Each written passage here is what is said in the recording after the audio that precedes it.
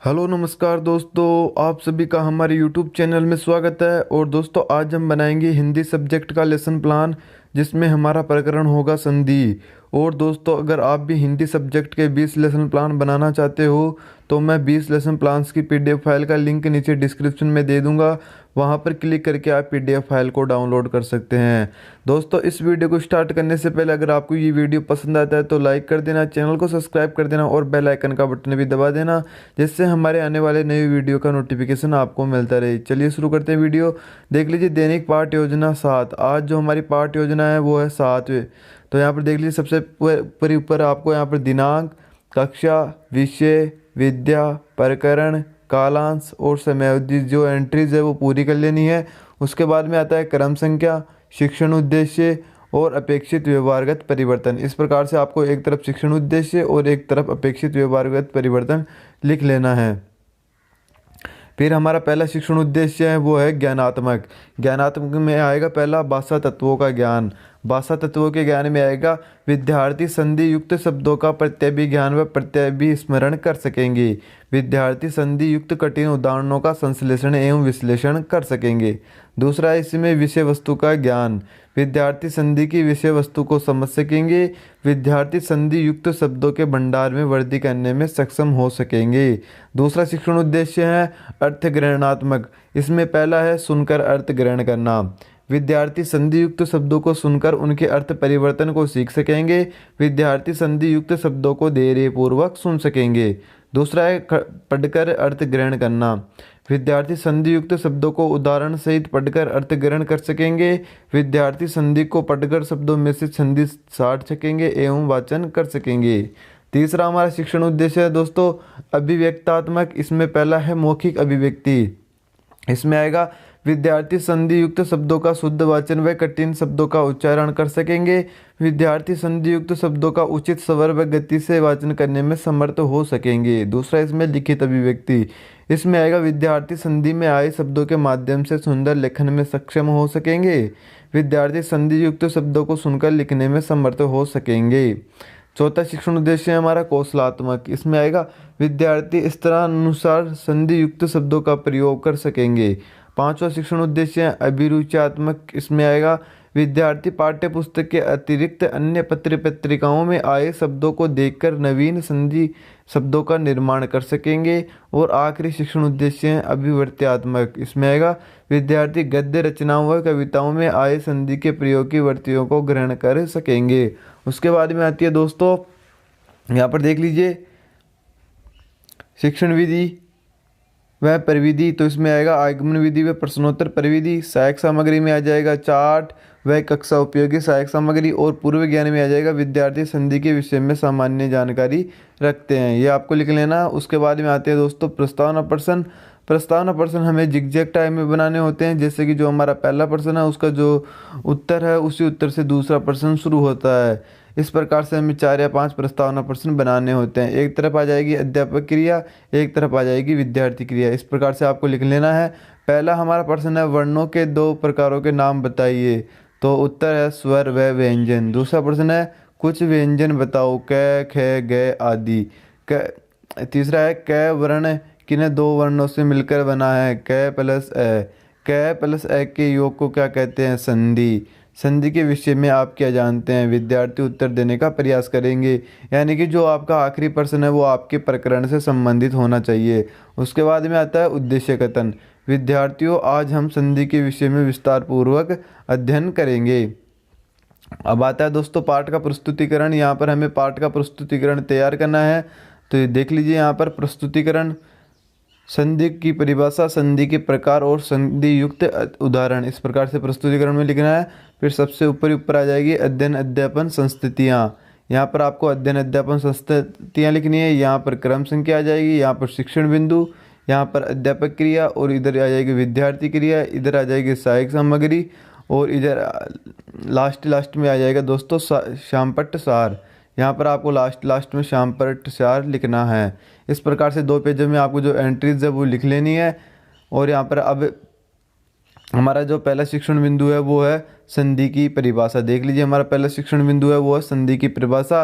अध्यापक क्रिया में आएगा जब दो वर्ण आप पास पास होते हैं तो पहले शब्द के अंतिम वर्ण का दूसरे शब्द के प्रथम वर्ण के साथ मेल होता है। इनके संयोग से जो विकार उत्पन्न होता है उसे संधि कहते हैं। सरल शब्दों में दो वर्ण के मेल को संधि कहते हैं।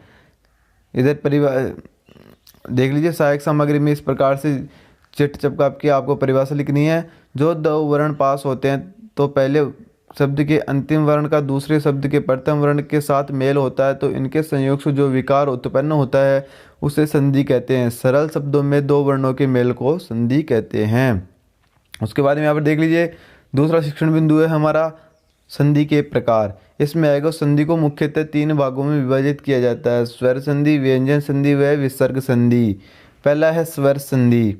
इसको 5 भागों में विभाजित किया जाता है: गुण स्वर संधि, दीर्घ स्वर संधि, वृद्धि स्वर संधि, यण स्वर संधि, अयादि स्वर संधि। गुण स्वर संधि, इसमें अ और ई मिलकर ए बन जाता है, जैसे अ प्लस ई, ए बराबर छोटा ए, राजा प्लस इंद्र बराबर राजेंद्र। इसमें दो स्वर वर्ण मिलकर दीर्घ हो जाते हैं, जैसे अ प्लस अ बराबर आ, गिरी प्लस इस बराबर गिरीश। वर्धी दीर्घ संधि है दूसरे नंबर पर। तीसरे नंबर पे है वर्धी स्वर संधि। इसमें अ और ए मिलकर ए हो जाता है, जैसे कि अ प्लस ए बराबर ए, सदा प्लस ए सदैव। चौथा है यण स्वर संधि। इसमें ई प्लस अ मिलकर ये हो जाता है, जैसे ई प्लस ए बराबर ये, प्रति प्लस एक प्रत्येक। पांचवा है अयादि स्वर संधि। इसमें ए और अ मिलकर ए हो जाता है, जैसे पो प्लस अन पवन। दूसरा है व्यंजन संधि। व्यंजन से स्वर अथवा व्यंजन के मेल से उत्पन्न विकार को व्यंजन स्वर संधि कहते हैं। तीसरा विसर्ग संधि। स्वर और व्यंजन के मेल से जो विकार होता है उसे विसर्ग संधि कहते हैं।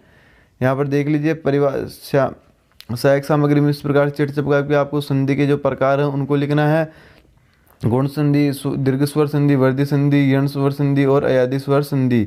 इस प्रकार से लिख लेना है। देख लीजिए, आपको यहाँ पर देख लीजिए, मैं थोड़ी देर यहाँ पर वीडियो को रोक लेता हूँ ताकि आप अच्छी तरह देख सके। ये सब लिखने के बाद में देख लीजिए, तीसरा हमारा शिक्षण बिंदु है वो है विद्यार्थी। अध्यापक क्रिया में प्रस्तुत पद कौन सा है? उत्तर विद्यार्थी क्रिया में आएगा विद्यार्थी। तीसरा विद्यार्थी का संधि विच्छेद क्या है? विद्या प्लस अर्थी। विद्यार्थी शब्द में कौन सी संधि है? स्वर संधि।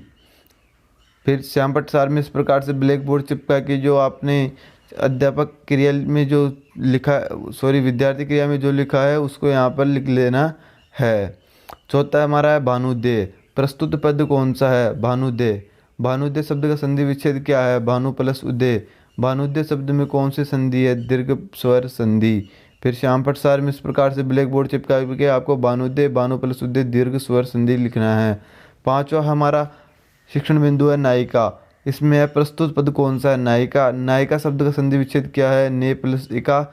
नायिका शब्द में कौन सी संधि है? अयादि स्वर संधि। श्यामपट्ट सार में इस प्रकार से ब्लैक बोर्ड चिपका के नायिका, ने प्लस इका, अयादि स्वर संधि। छठा शिक्षण बिंदु है प्रस्तुत पद कौन सा है? स्वागत। स्वागतम। स्वागतम का संधि विच्छेद क्या होगा? सु प्लस आगतम। स्वागतम शब्द में कौन सी संधि है? यण स्वर संधि। श्यामपट्ट सार में इस प्रकार से ब्लैक बोर्ड चिपका के स्वागतम, सु प्लस आगतम, यण स्वर संधि। सातवां हमारा शिक्षण बिंदु है महेश्वर। महेश्वरीय। प्रस्तुत पद कौन सा है? महेश्वरीय। महेश्वरीय का संधि विच्छेद क्या होगा? महा प्लस ईश्वरीय। महेश्वरी शब्द में कौन सी संधि है? वर्ध स्वर संधि। श्यामपट्ट सार में इस प्रकार से ब्लैक बोर्ड चिपका के महेश्वर, महा प्लस ऐश्वर्य और वर्ध स्वर संधि इस प्रकार से आपको लिखना है। उसके बाद में आते हैं दोस्तों हमारे मूल्यांकन प्रश्न। मूल्यांकन प्रश्न हमें अलग अलग प्रकार के बनाने होते हैं। पहला है उचित विकल्पों का चयन कीजिए। जो हमारे वस्तुनिष्ठ प्रश्न है वो आएंगे। दो वर्णों के मेल को क्या कहते हैं? समास, विशेषण, संधि या अलंकार। दूसरा प्रश्न, इसमें संधि को कितने भागों में विभाजित किया जाता है? 5, 3, 2 या 4। दूसरे है रिक्त स्थानों की पूर्ति वाले। तो इसमें पहला प्रश्न है दो स्वर वर्णों के मेल को कहते हैं। इसमें रिक्त स्थान में आएगा स्वर संधि। दूसरा प्रश्न है दो स्वर मिलकर दीर्घ हो जाए उसे कहते हैं। रिक्त स्थान में आएगा दीर्घ स्वर संधि। फिर सत्य असत्य कथन वाले प्रश्न आएंगे। इसमें है वर्धित स्वर संधि में अ और ए मिलकर ए बन जाता है, सत्य या असत्य। दूसरा, इसमें व्यंजन से स्वर अथवा व्यंजन के मेल से उत्पन्न विकार को व्यंजन संधि कहते हैं, सत्य या असत्य। फिर अति लघुत्रात्मक स्वर संधि को कितने भागों में विभाजित किया जाता है? फिर लघुत्रात्मक स्वर संधि के 5 भागों के नाम बताइए। गृह कार्य में आएगा, संधि के परिभाषित करते हुए संधि के प्रकारों को विस्तार से समझाइए। फिर दोस्तों गृह कार्य के बाद में आता है संदर्भ। से यहाँ पर संदर्भ लिखा नहीं हुआ है, आपको संदर्भ में पुस्तक का नाम, अध्याय का नाम, लेखक, पृष्ठ संख्या, कक्षा आदि लिखने होते हैं। फिर परिवेश की टिप्पणी और परिवेश से हस्ताक्षर।